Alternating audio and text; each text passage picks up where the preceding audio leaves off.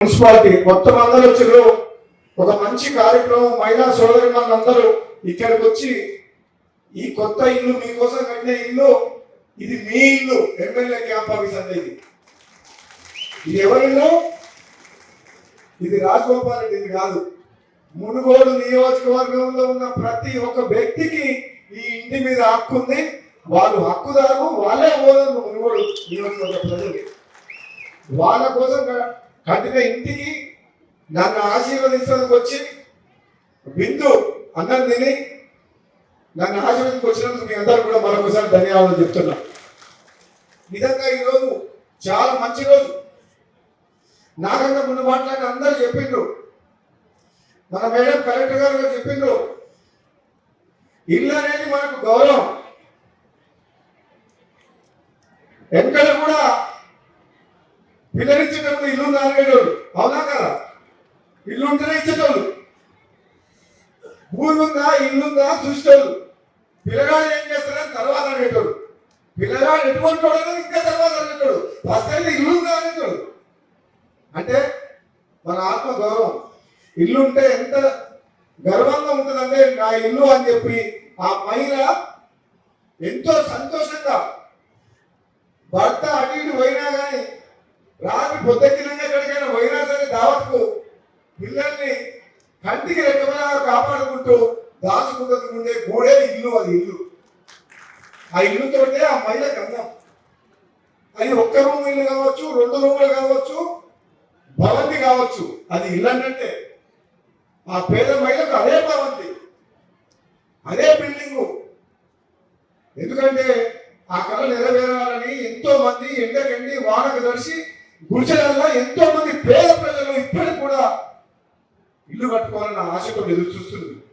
గత 10 ఏళ్లలో తెలంగాణ వచ్చిన తర్వాత 2 బెడ్రూమ్ల ఇల్లు కట్టిస్తారని చెప్పి గత ప్రభుత్వం ఎన్నో మాటలు చెప్పింది. కానీ మన మునుగోడు నియోజకవర్గం ఎవరికైనా ఇల్లు వచ్చినాయా?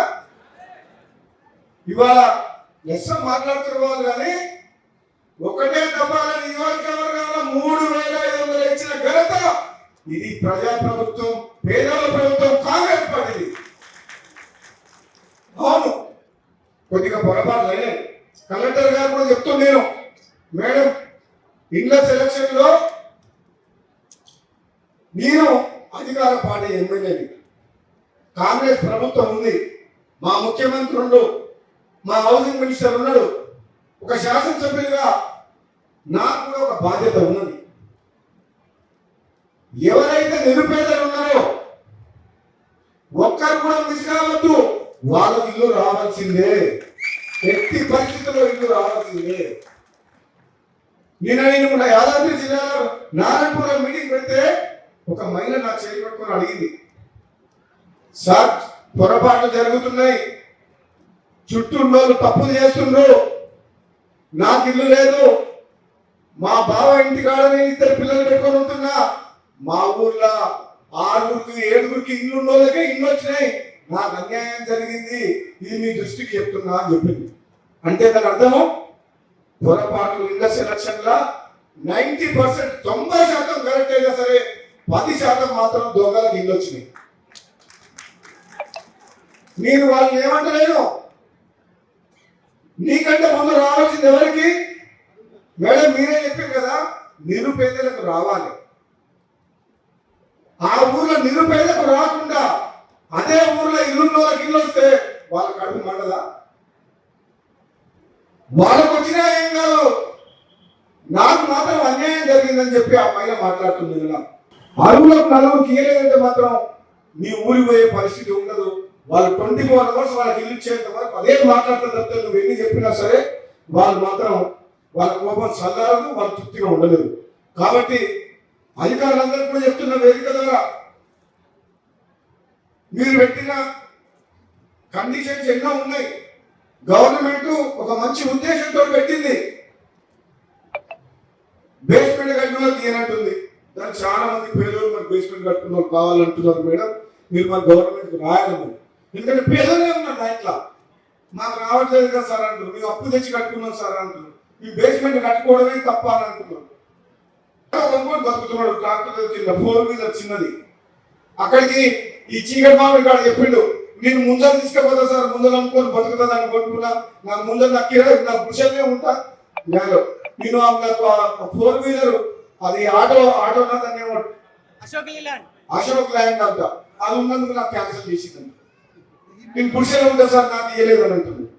కాబట్టి నేను చెప్తున్నా ఈ వేదిక ద్వారా, ఇల్లు రానోళ్ళు ఎవరు మునుగోడు నియోజకవర్గంలో భయపడద్దు, బాధపడద్దు, అధైర్యపడద్దు. మీ అందరికి ఇల్లిపించే బాధ్యత నాది, మీ అందరికి ఇల్లిపించే బాధ్యత నాది. ఇల్లు వచ్చిన వాళ్ళకు శుభాకాంక్షలు, ఇల్లు రాని వాళ్ళు కూడా ఎవరు భయపడద్దు. ఇల్లు వచ్చిన వాళ్ళు కూడా కొందరు మాత్రం ఏదో షార్ట్ కట్లు చేసుకున్నారు, మేనేజ్ చేసి, కానీ వాళ్ళకు వచ్చి నిజమైన అర్హత రాకపోయేసరికి మాత్రం ఊళ్ళో మాత్రం పెద్ద ఇల్లు అవుతుంది. కరెక్టేనా కదా? మరి లీడర్లందరూ ఏం చేస్తారన్నా, మనం తిట్టొద్దంటే జనం పార్టీలకు అతీతంగా ఏ పార్టీ అని ముఖ్యం కాదు, నిరుపేదకు ఏ పార్టీతో సంబంధం లేదు. లెక్కాడితే నిరుపేదలు అందరికీ ఇల్లు కావాలి, పార్టీతో సంబంధం లేదు మనకు. ఇది ప్రభుత్వ సొమ్ము, ఇది ప్రజల సొమ్ము. పేదవాళ్ళందరికీ పార్టీలకు అతీతంగా ఇల్లు కావాలని చెప్పి కోరుకుంటున్నాను తప్పితే ఒక పార్టీ వాళ్ళ కోసం కాదు. ఇక్కడ మా కమ్యూనిస్టు ఎమ్మెల్సీ గారు ఉన్నారు. ఇప్పుడు మునుగోడు నియోజకవర్గం కాంగ్రెస్ పార్టీ సపోర్ట్ తోటి ఎమ్మెల్సీ అయ్యాడు. మనం ఏ తప్పు చేసినా ఏమని అడుగుతారు. మీకు తెలిసే ఎర్రజెండా వాళ్ళు ఏమంటారు, ఏదైనా ఏమైతే నాకు జెండా పట్టుకొని కూర్చుంటారు. అందుకనే చెప్తున్నా, సత్య గారు మీకు చెప్తున్నా, మునుగోడు నియోజకవర్గంలో కాంగ్రెస్ పార్టీ ఎమ్మెల్యే చెప్తున్నా, మాకు పక్షపాతం లేదు. పేదవాళ్ళందరికీ, అది కమ్యూనిస్ట్ అయినా, బీఆర్ఎస్ అయినా, బీజేపీ అయినా, కాంగ్రెస్ అయినా, పేదవాళ్ళందరికీ ఇప్పించే బాధ్యత మాది, ప్రభుత్వం తీసుకుంటుంది. ఈ విషయంలో పారదర్శకంగా ఉంటాం, పార్టీతో సంబంధం లేదు. ఎందుకంటే మన నియోజకవర్గానికి కనీసం 10,000 ఇల్లు కావాలి. కావాలన్నా వద్దా? చెప్పు, మీరు కావాలన్నా వద్దా? లీడర్లు వచ్చిందా? ఇప్పుడు ఎన్ని వచ్చినాయి? 3,500 వచ్చినాయి. ఇంకెన్ని కావాలి? ఊరికి ఇంకా 30 కావాలన్నా వద్దా? లేకపోతే మన కథం చేస్తారు మన ఊళ్ళో. చేయరా? ఊకుంటారా? ఎవరితో పెట్టుకున్నా మహిళతో పెట్టుకోవద్దు. మహిళా శక్తి అంటే ఆదిశక్తి. వాళ్ళ కోపం వస్తే మసై పోవాల్సిందే.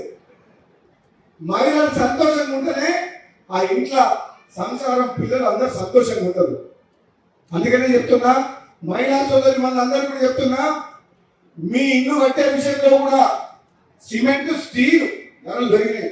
మేడం, ఇప్పుడు ఈ మధ్య కాలంలో 100 రూపాయలు సిమెంట్ ధర పెరిగింది. ఎంత ఉంది ఇప్పుడు బ్యాగ్? పెరిగింది. మీరు ఇచ్చే 5 లక్షలు ఇంకా సరిపోదు. గవర్నమెంట్ ఇచ్చే 5 లక్షలు సరిపోతాయా? సప్లైయరు మరి ఎట్లా కడతారు? కడతారా? లేకపోతే కాయం ధృవీకరణ పత్రం తీసుకుపోయి ఎక్కడ వేస్తారా? ఇల్లు కట్టాలి, ఇల్లు కట్టాలి. నేను ప్రభుత్వంతో మాట్లాడతా, ముఖ్యమంత్రి గారితో మాట్లాడతా. దూరమైన చేస్తాడు, ఏ పోరాటమైనా చేస్తాడని చెప్పి 18 నెలల నుంచి నేను ఒకటే ఆలోచిస్తున్నా, పడుకున్నా లేచినా ఒకటే, ఈ పేద ప్రజల కళ్ళల్లో, ముఖంలో చిరునవ్వు చూడాలి. పేదరికంలో ఉన్న కష్టాలు తగ్గిపోవాలి, ఈ ప్రాంతం అభివృద్ధి చెందాలి, ఈ ప్రాంత రైతులకు కష్టాలు పోవాలి, ఈ ప్రాంతంలో ప్రతి ఎకరాలకు సాగునీరు రావాలి అని చెప్పి కొట్లాడుతున్నా. అంటే నాకు వేరేది లేదు కోరికలు. నాకున్నది ఒక కొడుకు, పెళ్లి అయిపోయి, నాకేం బాధ్యత లేవు. నా మునుగోడే నా కుటుంబం. ఇప్పుడు మునుగోడే కుటుంబం, మునుగోడు ప్రజలే నా తల్లులు, నా అక్క చెల్లెళ్ళు, నా అన్నలు. వాళ్ళ కోసం, వాళ్ళ జీవితాలు బాగుపడటం కోసం నా సర్వశక్తులు వడుతాయి. ఇంకా 3.5 సంవత్సరాల సమయం ఉంది. 3.5 సంవత్సరాలు. అందుకని చెప్తున్నా, ఈ ఇల్లు మీది, మీకోసం కట్టింది. ఏ కష్టం వచ్చినా, ఆపద వచ్చినా 2018లో ఒక పాట ఉన్నది, మునుగోడు నేలకు రాజన్న మిత్రుడు అని చెప్పి. ఆపద వచ్చినా, సాపద వచ్చినా వస్తాడని చెప్తున్నాం. ఈ ఇంటి దగ్గర ఉంటుంది. ఏ కష్టం వచ్చినా, ఏ మహిళ వచ్చినా, ఎవరికి అన్యాయం జరిగినా, ఎవరి మీద అక్రమైనా, అత్యాచారమైనా, ఏ కష్టం వచ్చినా ఈ ఇల్లు మిమ్మల్ని కాపాడుతుంది. ఇక్కడ ధర్మం కోసం, న్యాయం కోసం, పేద ప్రజల కోసం కష్టపడే వ్యక్తి అహర్నిశలు మీకోసం ఇక్కడ ఉంటాడు. ఇదే ఇల్లు మున్గోడు ప్రజల్ని కంటికి రెప్పగా కాపాడుతుంది. మళ్ళీ మాటిస్తున్నా, నిరుపేద కుటుంబంలో ఉన్న పేద ప్రజలందరికీ కూడా ప్రతి ఇంటి కూడా సొంతింటి కళ నెరవేరే వరకు నా ప్రయత్నం కొనసాగుతుంది. ఎందుకంటే ఇప్పుడు అందరికీ రాలే ఇల్లు.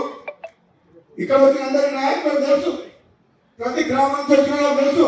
నేను మన చీకటి మామిడి పోయినా, కొంపెల్లి పోయినా 25 మందికి వస్తే ఇంకొక 25 మంది వచ్చి గ్రామాలు అంటే 50% కూడా మనం ఇవ్వలేదు.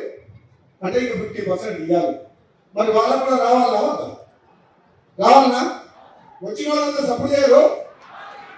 వాళ్ళకి మాకు వచ్చింది కదా అని చెప్పి మాకెందుకంటే సపోర్ట్ అనుకుంటున్నా.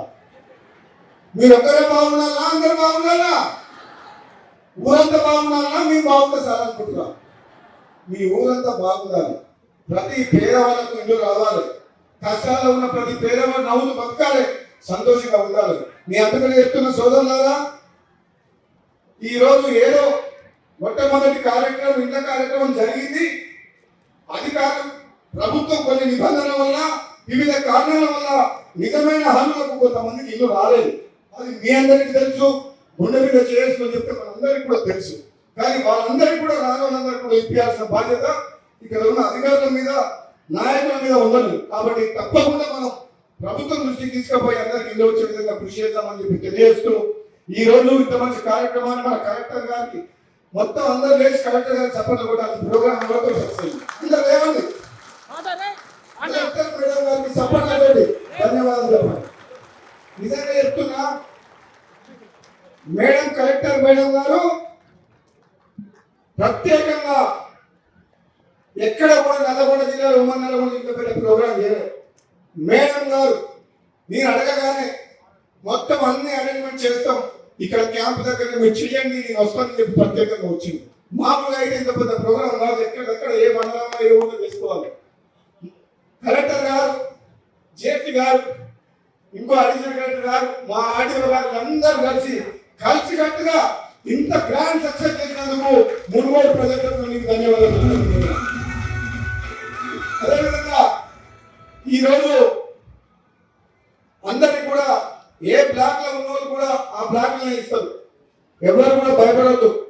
ఏ ఒక్కరు కూడా ఏదైనా కారణంతో ధృవీకరణ పత్రం రాకపోయినా, లాస్ట్ మినిట్ లో పేరు రాకపోయినా, ఎవరు మహిళలు కూడా, లబ్ధిదారులు ఎవరు కూడా భయపడద్దు, అధైర్యపడద్దు. మీ ఊరికి వస్తాం మేము. ప్రతి ఒక్కరు మన స్థానిక నాయకులు, గ్రామాల వారిగా అందరికి ఇల్లు వస్తాయి. ఇల్లు రాని వాళ్ళకు కూడా 2వ విడతలో కూడా ఇల్లు ఇస్తామని చెప్పి తెలియజేస్తూ సెలవు తీసుకుంటున్నా. జై తెలంగాణ.